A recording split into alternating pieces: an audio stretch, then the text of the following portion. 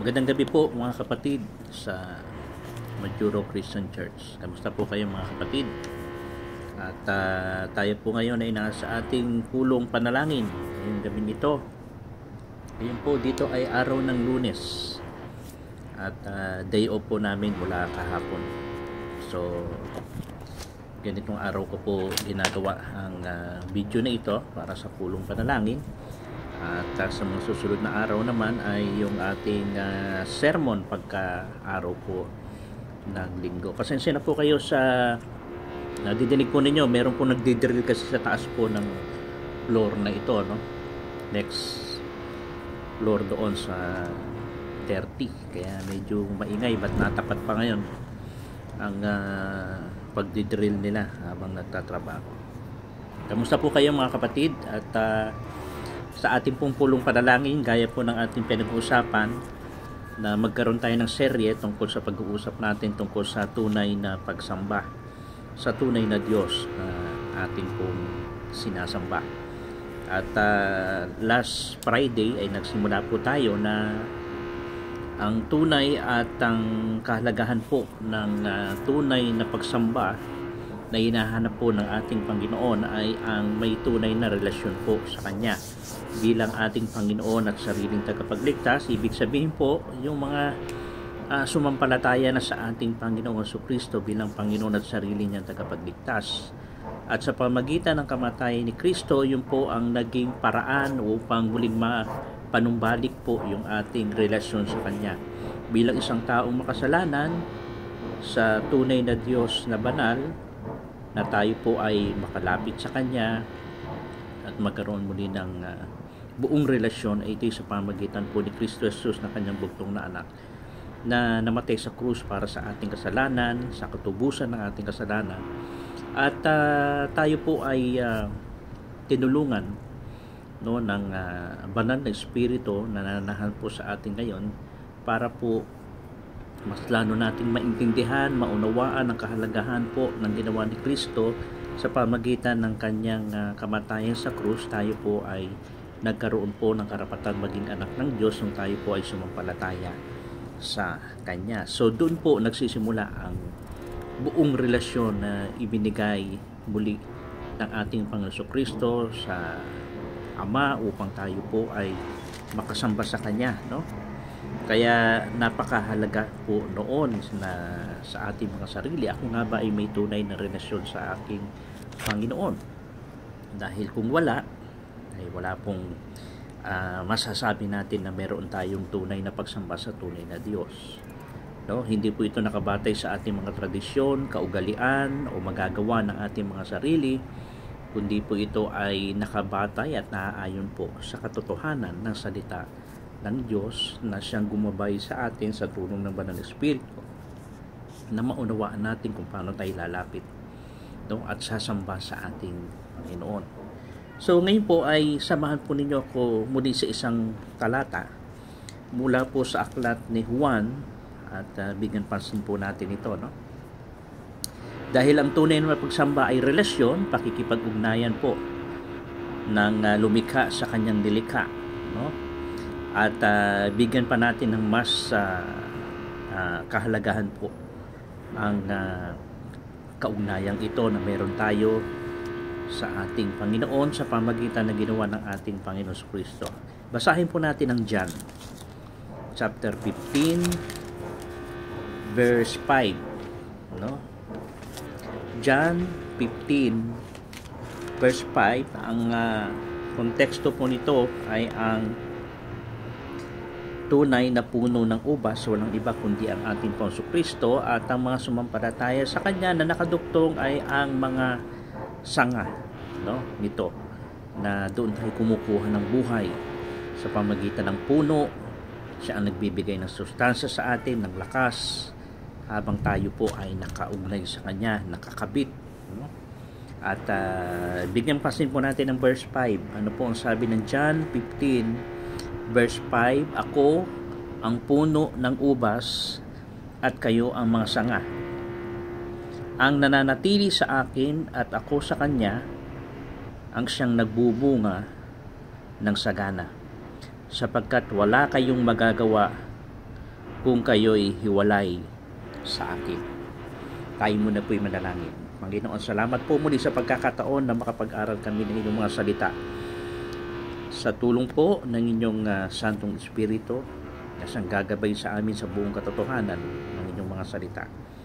At pagpalain niyo po ito, pamunahan kami, bigyan ng karunungan, gustong kaalaman, sa gabay at tulong po ninyo ay patuloy na mabigyan pansin namin ang kahalagahan ng tunay na pagsamba sa tunay na Diyos at ang hinahanap mo, Panginoon, ng mga tunay na mananamba sa inyo. Ngunit salamat po sa pagkakataon na muli magsama-sama kami upang makapag-aral ng salita mo at ito'y aming sambahin, pasalamatan at purihin sa oras na ito. Pagpalain po ninyo kami sa pangalan ni Kristo Jesus. Amen. Okay. Nakita natin at mas bigyan pa natin ng mas malalim na kahulugan yung kaugnayan na meron tayo sa ating Panginoon Kristo, sapagkat dito nagsisimula ang pagkakaroon natin ng tunay na pagsamba sa ating Diyos. So sa kanyang mga salita ay malinaw na ipinakikita ng ating Panginoon Jesus ang kahalagahan ng ating patuloy na kaugnayan sa Kanya. Tulad ng mga sanga na hindi mabubuhay kung hiwalay sa puno. So gayon din po ang tao na hindi mananatili kay Kristo ay hindi makakapamunga, at ang bunga na ito ay hindi resulta ng sarili nating lakas, kundi ng buhay na dumadaloy mula sa puno na walang iba kundi sa ating Panginoong Hesus Kristo. Napakahalaga po noon na maintindihan natin upang mas maunawaan po natin ang mahalagang tingnan ang ilang mga salita dito sa ating binasa. Ang salitang sinasabi dito ay puno ng ubas. Sa salitang Grego ay ampeos, Ang puno ng ubas ay sumasagisat po ito sa pinagmumulan po ng sustansya ng buhay habang tayo po ay nakaugnay sa Kanya. Siya yung pinakapuno ng puno ng ubos. Ibig sabihin, siya ang magbibigay ng nutrients, ng lakas, ng kalugsugan, ng pangangailangan po ng mga nakaduktong na sanga sa Kanya. Ito ang sumasagisag po rito sa pinagmumulan ng ating sustansya at buhay bilang mananampalataya. Ito po'y larawan ng ating Panginoon Kristo na siyang bukal ng lahat po ng ating lakas. Na makikita natin. At biyaya na kailangan natin sa ating pamumuhay. At ang salita naman dito na biyema o yung sanga ay tumutukoy po ito sa atin bilang kanyang mga alagad, tagasunod ng ating Panginoon Kristo. Walang sariling lakas, at masasabi natin na umaasa lamang sa kanyang pagkalinga ang ating ginagawa. Samantalang ang menyong o manatili ay nagpapahiwatig po ng patuloy na koneksyon at pakikipag-ugnayan po, na kung ang sanga ay mananatiling nakakabit, ang lakas ang lakas po na resulta ay ang pamumunga po ng buhay na nagmumula sa ating Diyos. At ang isa sa pamumunga nito ay ang tunay na pagsambang magagawa po natin sa ating Panginoon. So napakahalaga po ng mga salitang ito, na kaya ipinakita rito kung hindi tayo nakakaugnay sa Kanya, wala tayong relasyon sa Kanya, wala na maaasahan po sa atin. At kahit yung tinatawag po natin yung maibigay natin ang o maging isang tunay tayong mananamba, yung pagkakaroon ng relasyon, hindi natin maasahan ang ating mga sarili upang maibalik muli natin yung tunay na relasyon natin sa Diyos, sa pamagitan ng isang kasalanan, sa pamagitan ng ating mga sariling magagawa. Hindi po natin magagawa yon Tanging ang sakripisyo at ginawa ng ating Panginoong Kristo, iyon na naging dahilan upang may pagkakataon tayo na muling maibalik ang kaugnayan na ito, na para bang bilang sanga ay maidugtong, no? Maibalik muli tayo sa tunay na puno ng ubas na magbibigay ng sustansya, ng buhay sa atin sa araw-araw nating bilang isang mananampalataya na nabubuhay para sa Kanya. So sa ganitong katotohanan, dapat tayong tumuon, no, na may pananampalataya sa ating Panginoong Kristo, at ang ating Panginoon, no, na siyang tunay na puno ng ubas na totoo, na siya lamang, no, at ako upang tayo ay makapamunga at magkaroon ng tunay na buhay, no? Kaya po ang sabi niya, kung hiwalay kayo sa akin, wala kayong magagawa, wala tayong saysay. Kaya ang pagkakaroon muli natin ng buhay, ng tunay na relasyon, ng kaugnayan, ito ay dahil sa ating Panginoon Kristo. Kung wala siya, kung wala tayong relasyon sa Kanya, baliwala ang mga bagay nito. Kaya ang hamon sa atin ngayon ay ang isabuhay po natin ang aral na ito, no? Na manatiling konektado sa Kanya sa pamagitan po ng Kanyang salita. Kaya napakahalaga po ng Biblia, ng salita ng Diyos sa mga tunay na sumampalataya sa Panginoon, yung mga tinatawag na Kristiyano, mga alagad ng ating Panginoon Kristo. Madaling sabihin po na tayo ay isang Kristiyano, o sabihin natin tayo ay magpanggap. Sabihin natin na tayo Kristiyano, tayo anak ng Diyos, tayo ay sumampalataya sa Kanya. Madaling sabihin po yan. Pero tandaan natin, ang buhay at paglago at pamumunga ng isang Kristiyano ay nagmumula po sa ating kaugnayan sa ating Panginoong Kristo, dahil tayo nakakabit sa puno ng ubas at tayo ang sanga. Kukuha tayo ng lakas sa Kanya, ng paglago sa Kanya. At ito'y sa pamamagitan po ng salita ng Panginoon. Kaya napakahalaga sa buhay ng Kristiyano po ang Biblia, ang salita ng Diyos. Ngayon, at kung kayo po ay isang bagong mananampalataya sa Panginoon, napakahalaga po na meron tayong Biblia, no? Ng salita ng Diyos. Meron po tayo. At napakahalaga na maintindihan at maunawaan natin na ito ang magiging dahilan ng paglago natin ng kaugnayan at pananatili natin sa Panginoon, sa paglago natin spiritual at sa pamumunga po natin. Kaya tandaan po ninyo, kung tayo po ay sabihin natin mahina, kakaunti ang oras, o sabihin natin wala tayong panahon para sa salita ng Diyos, ay huwag po tayong umasa na tayo po ay sabihin natin sa ating pananatili sa Kanya, no, sa ating sabihin natin yung pagkakaroon ng relasyon sa Kanya ay hindi po lalago ito, hindi po ito magbubunga kung wala po tayong maraming oras, maraming panahon, mga pagkakataon na kumain po, mahalin, basahin, isaulo ang Kanyang mga salita. Ano po ang masasabi nating paglago o pamumunga natin bilang mga mananampalataya sa Panginoon? Kaya ito po, tanungin po natin ang ating mga sarili, gaano ba ako kalago? Gaano yung aking pong pananatili sa Kanya, nakaugnayan bilang isang mananampalataya sa Panginoon sa ginawa sa akin ng Diyos na muling mapanumbalik ang aking relasyon sa Kanya? Gaano ako kalago? Gaano ako kalakas? Gaano ako namumunga para sa Kanya? Kaya ito ang magiging sukatan po ng ating paglago sa Panginoon. Hindi lamang po, mga kapatid, sa kaalaman, no, karagdagang kaalaman ng salita ng Diyos o ano paman.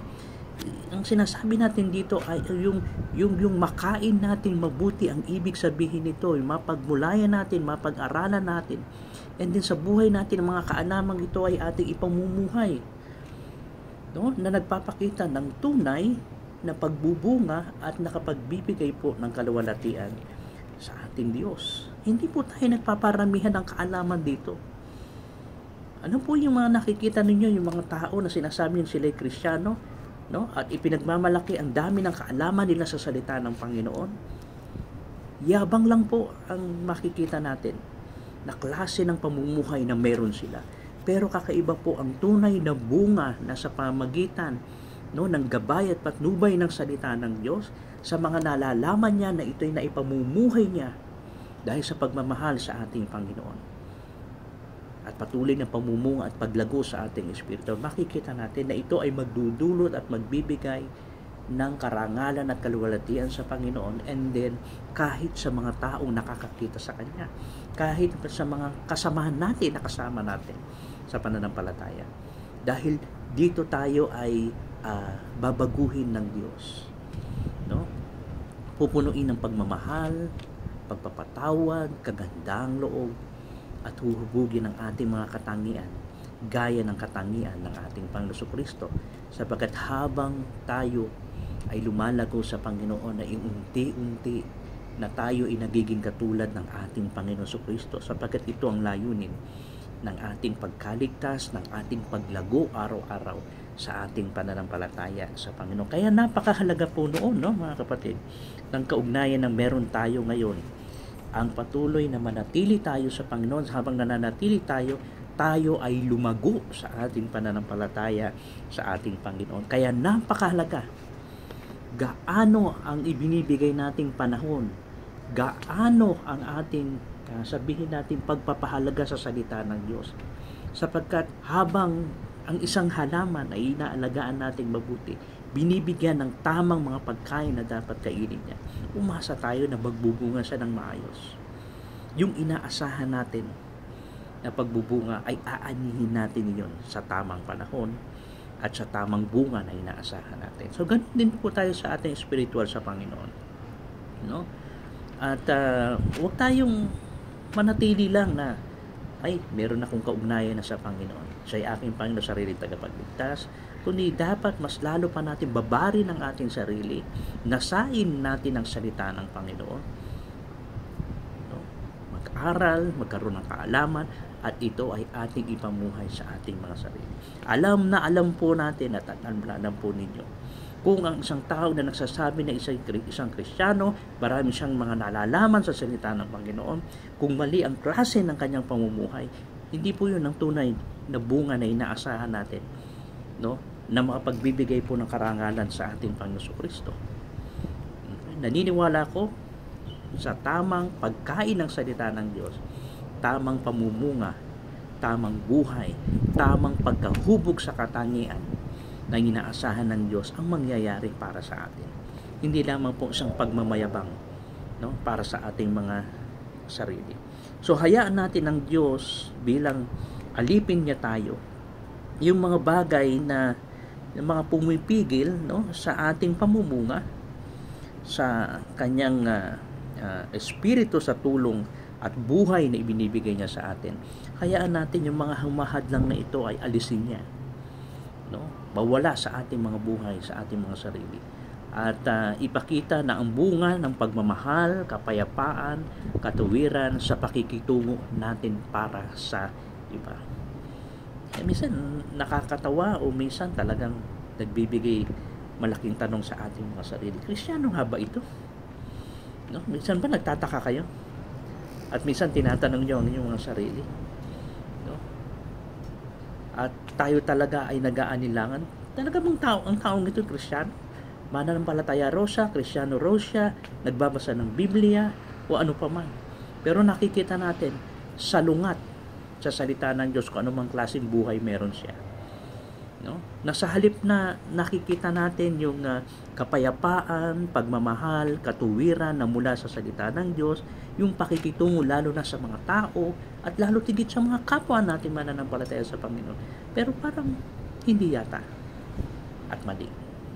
Naniniwala po ako, may problema siya.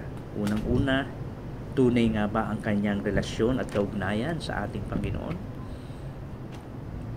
Kasi po, kung mali, so lahat ng mga bagay sa kanyang buhay na sinasabi niya, lalo na sa tunay na pagsamba na dapat nagagawa natin sa ating tunay na Diyos, hindi natin magagawa. Kaya napakahalaga ng simula ng relasyon natin sa Panginoon. At hindi lamang magkaroon tayo ng relasyon at gagabayan tayo sa salita ng Panginoon para gawin ang mga bagay na dapat natin gawin, at tayo ay lumago sa ating relasyon sa ating Panginoon Kristo.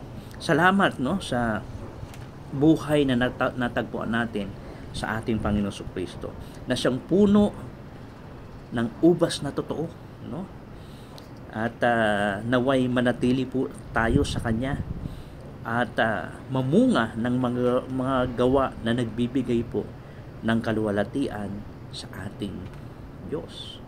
Ito lamang po talaga ang magiging magandang bunga at maaasahan natin sa bagay ito. Kaya ulitin ko po ang talata na binasa natin.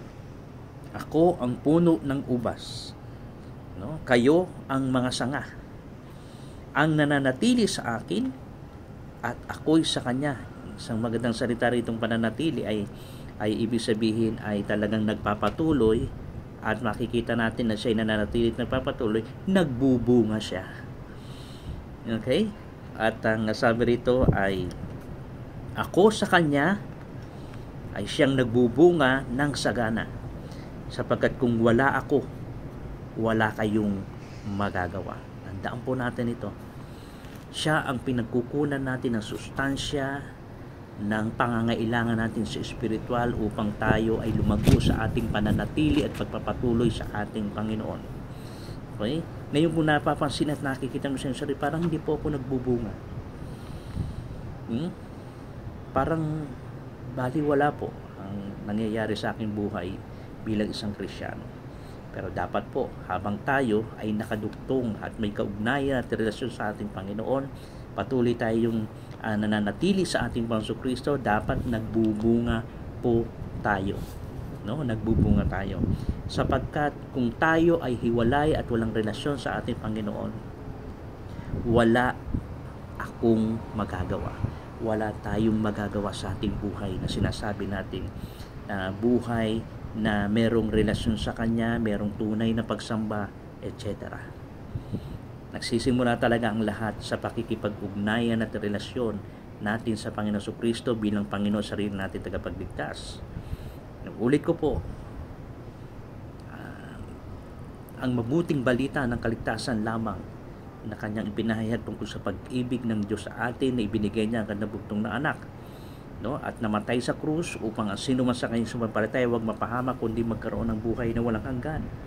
Kung naiintindihan natin ito sa gabay at tulong ng Banal na Espiritu, ay lumapit tayo sa ating Panginoon Kristo, humingi ng tawad, magsisi sa lahat ng ating mga kasalanan, at yakapin natin siya, tanggapin natin siya bilang Panginoon sarili natin tagapagligtas, sapagkat walang ibang tagapagligtas kundi ang pangalan ng Kristo, inilagay at nakasulat sa silong ng langit na ating kadiligtas.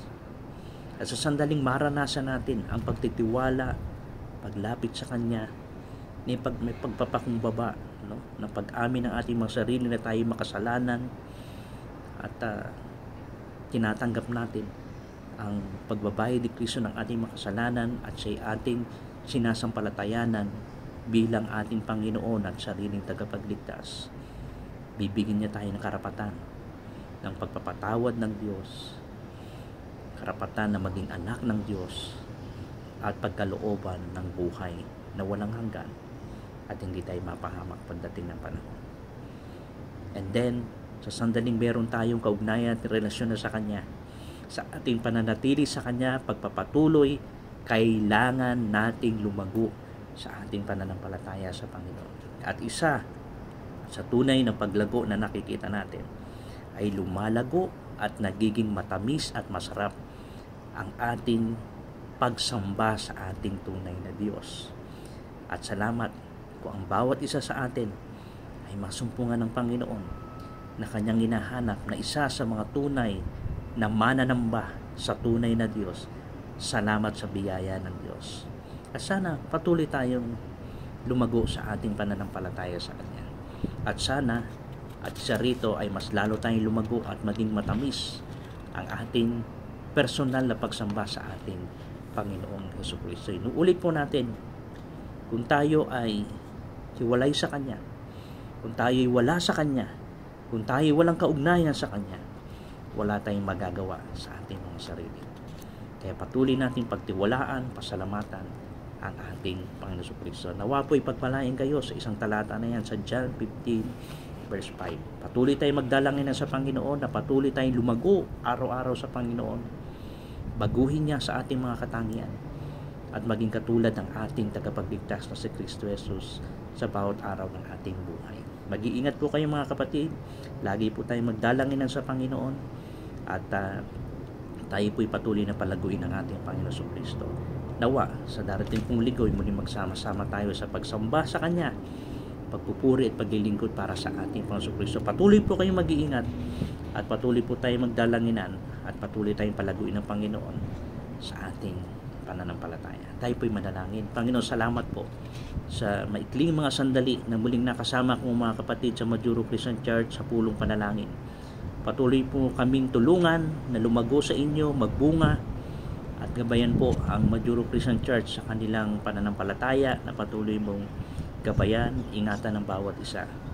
At nawa po Panginoon, sa bawat araw baguhin po ninyo kami at maging katulad kami ng aming Panginoon Jesucristo sa kanyang mga salita, gawa at buhay na nakapagbibigay ng kaluwalhatian sa Ama. Salamat po sa gabi ito. Ingatan po ninyo bawat isa at patuloy binabalik namin ng papuri at pasasalamat sa matamis sa pangalan ni Kristo Jesus. Amen. Magandang gabi po.